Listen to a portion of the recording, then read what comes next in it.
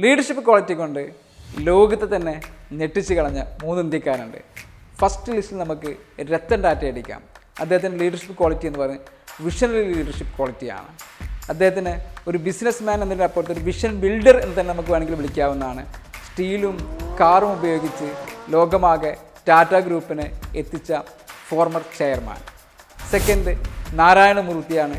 Strategic ഗുരു എന്ന് തന്നെ വിളിക്കാവുന്ന strategic leadership quality ഉള്ള ആൾ.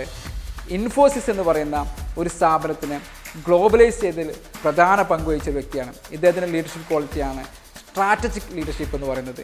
തേർഡ് എന്ന് പറയുന്നത് ഇന്ദിരാ നൂയിയാണ്. അവരാണ് പെപ്സിക്കോ എന്ന ബ്രാൻഡിനെ ഒരു പർപ്പസോടുകൂടി ഗ്ലോബലൈസ് ചെയ്തതിൽ പ്രധാന പങ്കുവഹിച്ച വ്യക്തി. It's called transformational leadership quality എന്ന് പറയും.